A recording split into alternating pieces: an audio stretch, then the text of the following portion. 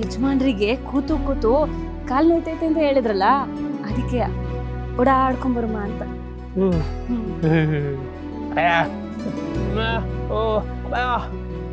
ಬೆಂಕಿ, ಮತ್ತೆ ನಮ್ದು ಈಗ ಒಂದ್ ಚಿಕ್ಕದು ಹೂವಿನ ಅಂಗಡಿ ಐತಲ್ಲ, ಅದನ್ನ ನಾವ್ಯಾಕೆ ಸ್ವಲ್ಪ ದೊಡ್ಡ ಅಂಗಡಿ ಮಾಡ್ಬಾರ್ದು? ಹಾ,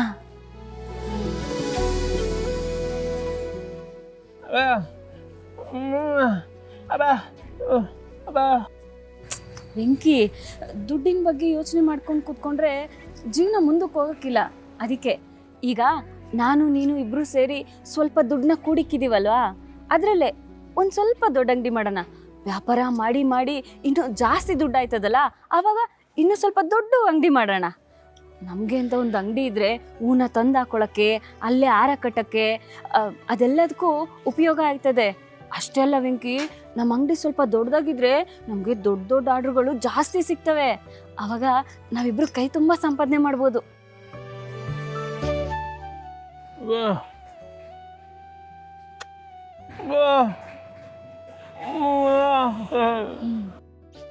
ಹಂಗೇನಿಲ್ಲ, ನಾವಿಬ್ರು ಕಷ್ಟಪಟ್ಟು ದುಡಿದ್ರೆ ಸಂತೋಷ್ ಭಾವನ್ ಪಾಲೈತಲ್ಲ, ಅದನ್ನ ಕೊಡ್ಬೋದು. ನಮ್ಮಿಬ್ರದಷ್ಟೇ ಅಲ್ಲ, ಅತ್ತೆ ಮಾವ ಅವ್ರದ್ದು ನಾವೇ ಪಾಲ್ ಕೊಡ್ಬೋದು.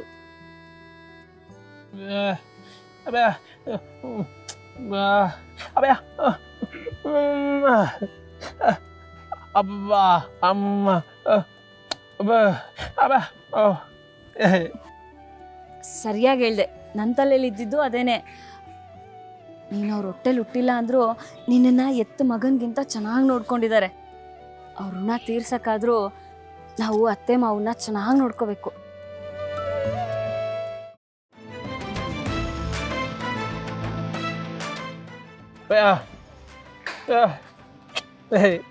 ಸಾಕು ಸಾಕು, ಇದೆಲ್ಲ ನನ್ನ ಒಳ್ಳೆತನ ಅಲ್ಲ.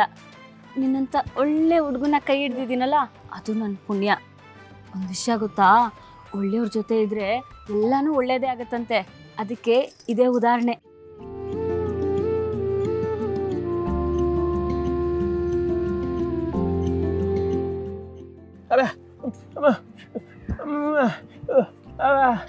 ಮತ್ತೆ ನಾನೊಂದು ಅಂಗಡಿ ನೋಡಿದ್ದೀನಿ, ನಿನಗೂ ತೋರಿಸ್ತೀನಿ.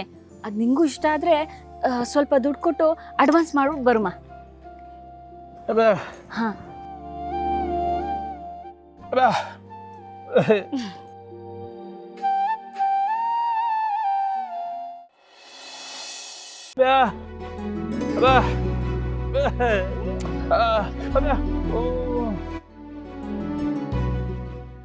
ಹಾಕ್ಸೋಣ.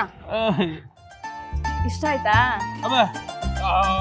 ಮತ್ತೆ ಹೆಂಗೆ ನಾವು ಬೆಂಕಿ ಅಂಗಡಿ ಮಾಡಿದ್ರೆ ಒಳ್ಳೆ ವ್ಯಾಪಾರ ಆಯ್ತದೆ. ಇಲ್ಲಿ ಒಳಗಡೆ ಅಷ್ಟೊಂದು ಜಾಗ ಐತಲ್ಲ, ಅಲ್ಲಿ ಹೂ ತಂದು ಹಾಕ್ಬಿಟ್ಟು ಕಟ್ಕೋಬಹುದು. ಹಾರ ಎಲ್ಲ ಮಾಡಕ್ಕೆ ಜಾಗ ಸಿಗ್ತದೆ. ಅಲ್ಲಿ ಮಿಕ್ಕಿರೋ ಜಾಗದಲ್ಲಿ ನೀವು ಗ್ರಂಥಿಗೆ ಅಂಗಡಿನೇ ಹಿಡ್ಕೋಬಹುದು.